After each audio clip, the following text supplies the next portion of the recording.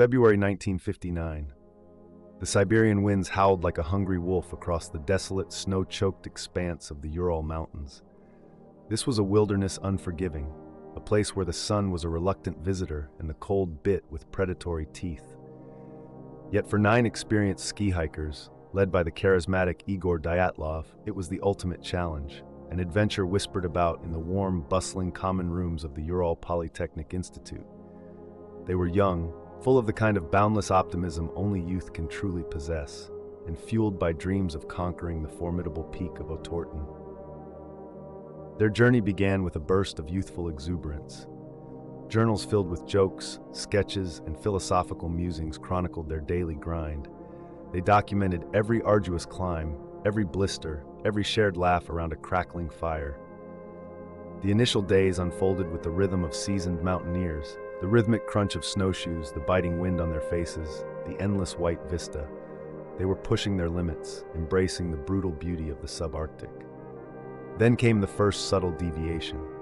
A navigation error, a minor miscalculation, led them off their intended path towards Otorten, and instead subtly, inexorably, towards Kholat Syakhl, a peak whose Mansi name chillingly translated to Dead Mountain. The name alone carried an unsettling weight, a local whisper of ancient, unexplained phenomena. Dyatlov, ever pragmatic, likely dismissed it as mere folklore, a colorful detail in the vast, untamed landscape. On February 1st, they established their final camp on the upper slopes of Kholat Syakhl. The biting wind whipped at their tent, a vibrant splash of canvas against the stark white canvas of snow. It was a seemingly routine night. They settled in, preparing for the final push, the summit attempt that lay just beyond the next dawn. One of the journal entries from that evening, penned by a less stoic member of the group, recorded a peculiar observation. It described an unusual high-pitched whistling sound carried on the wind, a sound that seemed to hum just beyond the audible range, almost like a phantom choir. Most dismissed it as simply the relentless, mournful song of the wind through the desolate peaks. But to that one hiker, it was undeniably unsettling, a discordant note in the vast empty symphony of the mountains. The plan was clear. A telegram from Otorten was expected by February 12th, signaling their successful return. As the days bled into weeks, the expected signal never arrived. Initial concern from their families and the university quickly escalated into a gnawing worry, then a desperate fear. The vastness of the Urals swallowed sound, and as the radio silence stretched, a horrifying realization began to dawn. Something was terribly, terribly wrong on Dead Mountain. The joyous ascent had become a silent, ominous descent into the unknown, and the cheerful hikers had walked into a mystery that would haunt the world for decades to come. Days bled into agonizing weeks. The planned return date for Dyatlov's group came and went, with no word, no signal from the Ural Mountains. On February 20th, a full-scale search party, comprised of volunteers, students, and military personnel, was finally dispatched. The conditions were brutal: sub-zero temperatures, relentless blizzards, and snowdrifts deep enough to swallow a man whole. Every step was a battle against the elements, a desperate hope against the growing dread. Then, on February 26th, the worst fears were confirmed. A lone searcher scaling the wind-blasted slopes of Kholat Syakhl spotted something out of place against the stark white expanse, a brightly colored patch of fabric. It was Dyatlov's tent, but the discovery brought no relief, only a fresh wave of terror. The tent wasn't collapsed by the wind or buried by snow. It was slashed open from the inside, a jagged tear running down one side, as if someone or something had desperately tried to claw their way out. Inside, the scene was even more chilling. All their essential gear remained: heavy winter clothing, snowshoes, axes, food supplies, and even their cameras. Nothing was missing. It was as if the hikers had fled in a sudden, overwhelming panic, leaving everything behind in the bitter, sub-zero cold. Why would experienced mountaineers, facing certain death by exposure, abandon their only shelter and survival tools? The only thing leading away from the tent was a single, disorganized line of bare or sock-clad footprints leading downhill towards the tree line, a desperate, disorganized flight. What could have driven them out into such a night, so unprepared, so suddenly? Some members of the initial search team reported something else, something subtle that haunted them. The footprints seemed strangely deep in places, deeper than a typical human step, as if the individuals were pressing down with immense force, or perhaps carrying something heavy and invisible. The trail of terror led downhill for about a mile. There, beneath a large, ancient cedar tree, the searchers made the first gruesome discovery. Two bodies, Yuri Krivonyshenko and Yuri Doroshenko. They were barely clothed in freezing temperatures that should have killed them within minutes. They were hypothermic, yes, but there were also disturbing signs. Their hands were torn and bruised, as if they'd been frantically trying to climb the tree. Around them, the remains of a small, hastily made fire, barely embers, offered no comfort. It was a scene of desperation, a last, futile attempt at survival against an unseen, unstoppable force. The terror of the tent, the inexplicable flight, and now these brutal discoveries confirmed it. This was no ordinary accident. The dead mountain had claimed its victims, but the true nature of their demise remained a terrifying, unsettling mystery.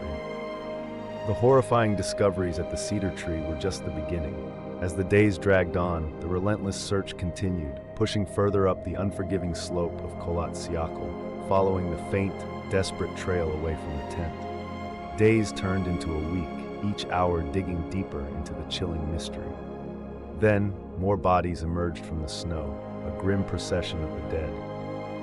Between the cedar tree and the abandoned tent, the search party found three more of Dyatlov's group: Igor Dyatlov himself, Zinaida Kolmogorova, and Rustam Slobodin. They were found in postures that spoke of agonizing struggle and desperate, futile attempts to return to the only shelter they knew. Dyatlov was found face up, his arm flung out as if reaching. Kolmogorova lay just meters away, a frantic expression frozen on her face. Slobodin, the last of this trio, was found with a fatal cracked skull. This wasn't a superficial wound. It was a severe blow that, on its own, could have killed him. Yet, there were no external bruises, no signs of a struggle, no visible impact marks on his skin or head. It was as if something had crushed his skull from the inside, or with an unseen, overwhelming force. The perplexing nature of his injury sent a fresh wave of dread through the seasoned investigators. As the autopsies began, the initial findings were grim. All three had succumbed to hypothermia, their bodies frozen solid in the sub-zero temperatures. But then, the disturbing anomalies began to surface. Beyond Slobodin's fractured skull, other baffling injuries were noted. The examiners were unnerved by an unsettling lack of blood at the scene for some of the more severe injuries, particularly around Slobodin's head wound. It was as if the trauma was sustained internally, or in a different location, before they reached their final resting place. Even more unsettling was the missing clothing. Some of the initial bodies found near the cedar tree were only partially dressed, yet pieces of their missing garments, gloves, boots, warm jackets, were later found on the bodies discovered closer to the tent. This suggested a frantic, disorganized exchange of warmth, or perhaps a chilling, desperate stripping of clothes under duress, driven by a terror that defied rational thought.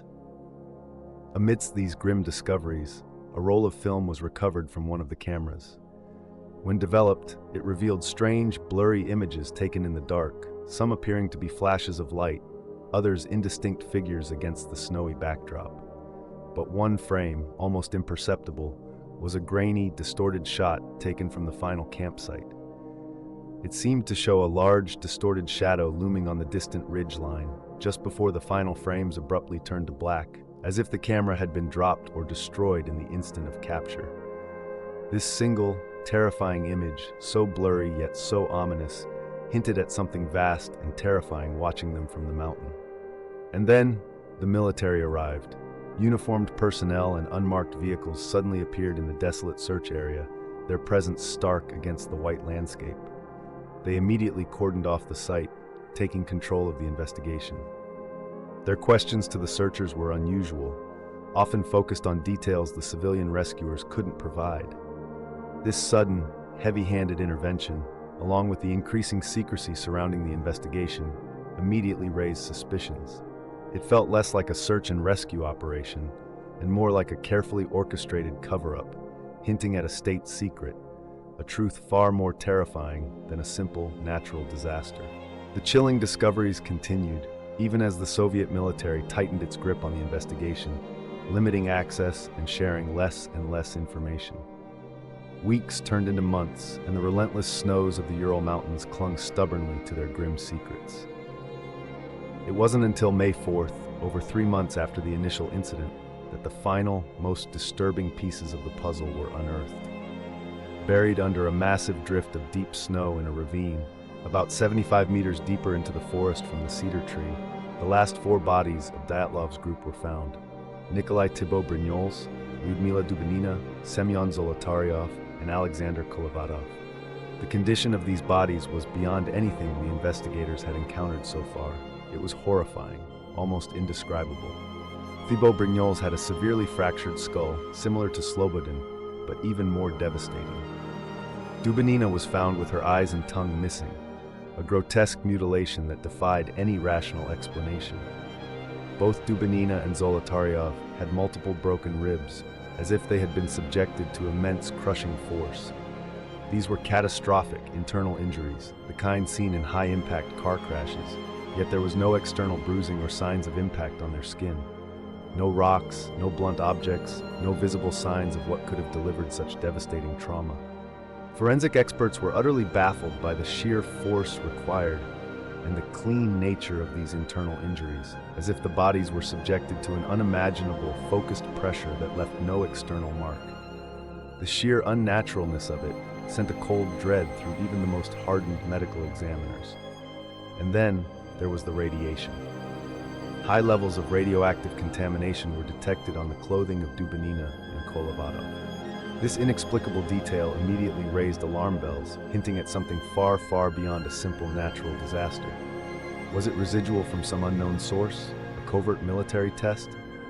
The authorities offered no answers, only a stony silence.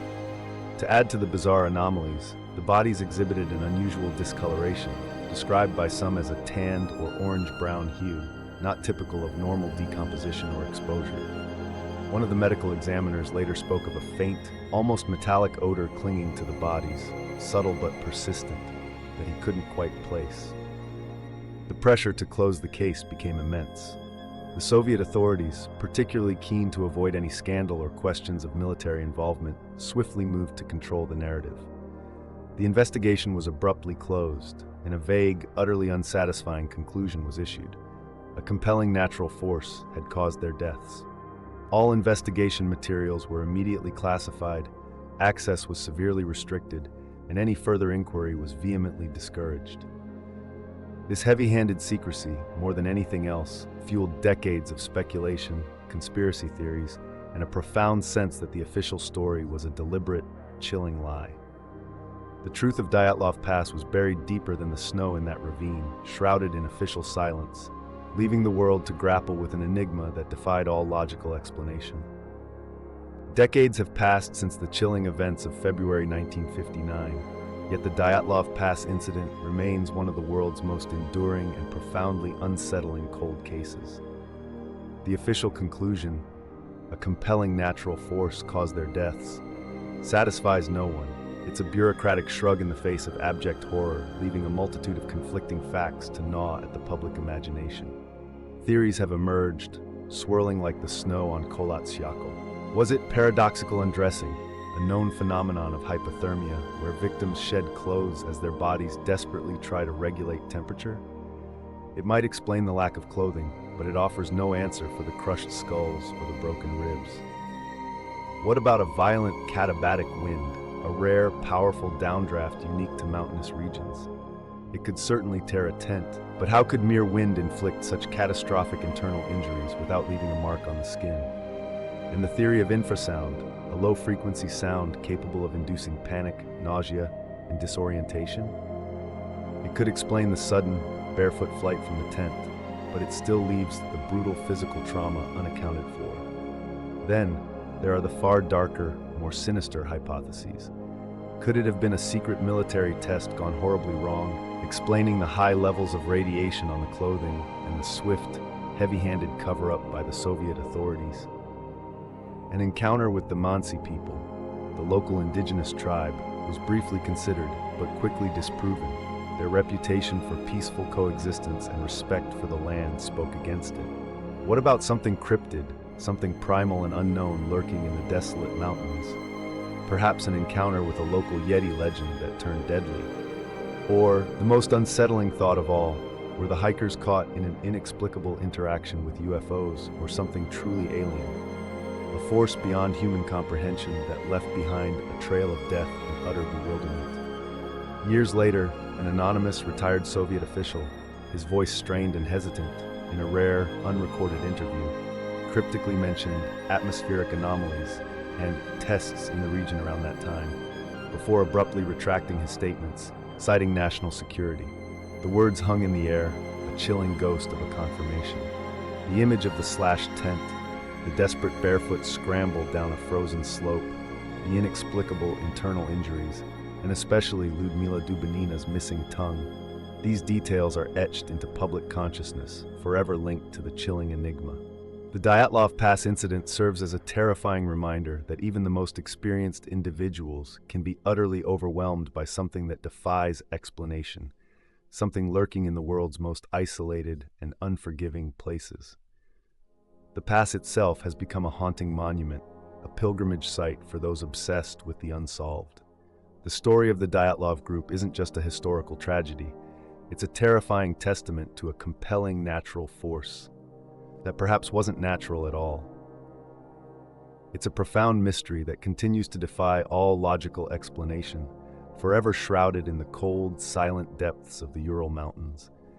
The mountain holds its deadly secret close, and sometimes, if you listen closely enough, the wind still seems to whisper the names of the lost hikers, their final moments forever trapped in the chilling, unseen force that crushed them. The enigma persists, a testament to the fact that some questions are never truly answered, and some horrors are never truly understood.